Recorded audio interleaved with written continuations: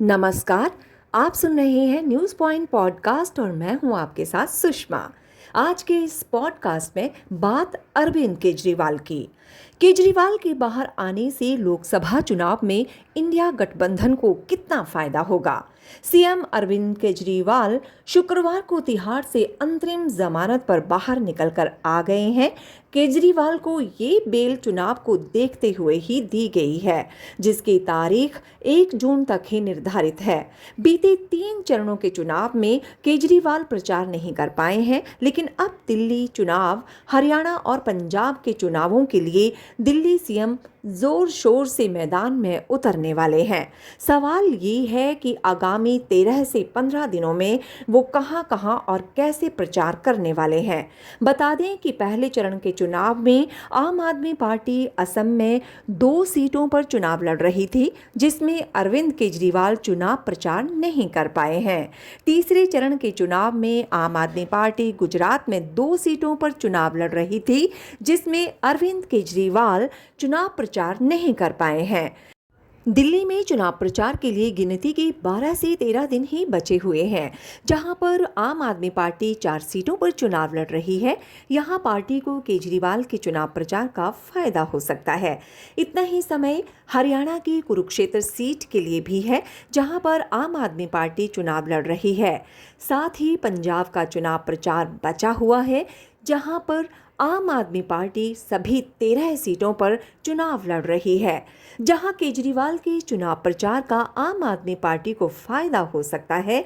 आम आदमी पार्टी कुल 22 लोकसभा सीटों पर खुद चुनाव लड़ रही है, जिसमें से 4 पर अरविंद केजरीवाल के चुनाव प्रचार के बिना ही वोटिंग हो चुकी है। सुप्रीम कोर्ट से जमानत मिलने के बाद अब 18 सीटों पर अरविंद केजरीवाल चुनाव प्रचार कर पाएंगे।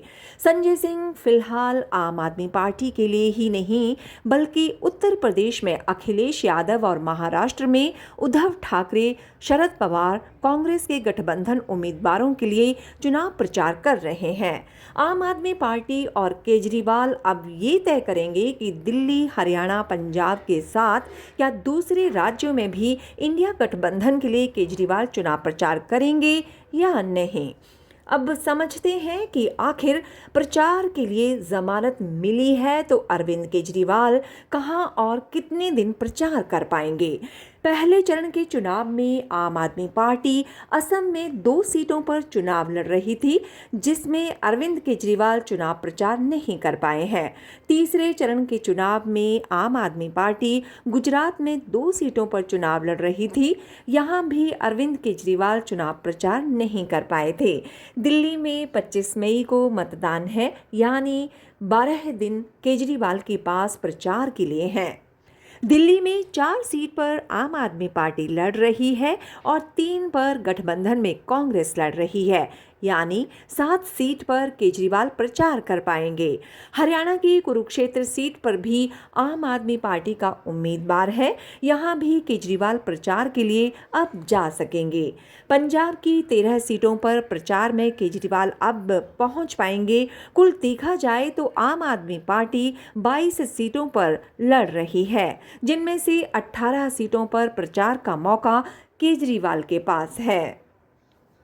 यहाँ अहम बात ये समझ लीजिए कि अभी दिल्ली, पंजाब यानी जहाँ केजरीवाल की पार्टी की सरकार है और पार्टी मजबूत है, वहाँ प्रचार का पूरा मौका अरविंद केजरीवाल के पास है। यानी नतीजे अगर केजरीवाल के पक्ष में भी नहीं आए तो ये कहने का मौका नहीं होगा कि प्रचार करने ही नहीं दिया गया। अब दस्तक देता है सवाल कि आखिर अरविंद केजरीवाल की जेल से बेल पर बाहर आने से कितना असर होगा।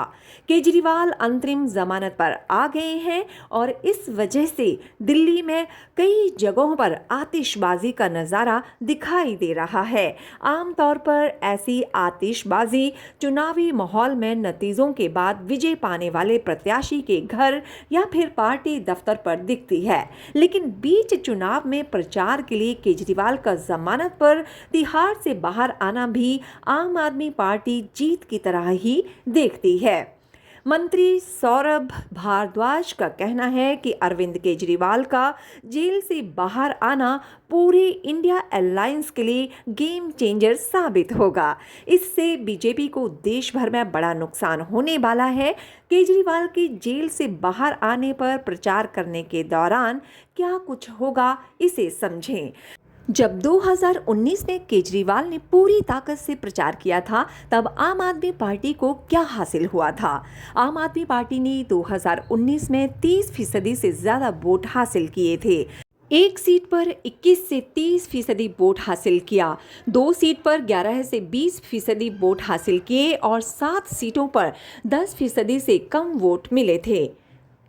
इसके अलावा 25 सीटें यानी दिल्ली की 4 और पंजाब की 1 सीट पर सिर्फ आम आदमी पार्टी की जमानत बच पाई थी। दिल्ली और पंजाब, जहां अभी केजरीवाल की पार्टी की सरकार है, वहां 2019 का नतीजा देखें तो 5 साल पहले आम आदमी पार्टी 35 में से सिर्फ 5 सीटों पर ही जमानत बचा पाई थी।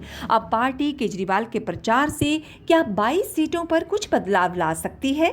पार्टी अब तो केजरीवाल के बाहर आने पर बड़े दावे करती है, लेकिन बीजेपी कहती है कि केजरीवाल के बाहर आने से चुनाव पर कोई फर्क नहीं पड़ने वाला है।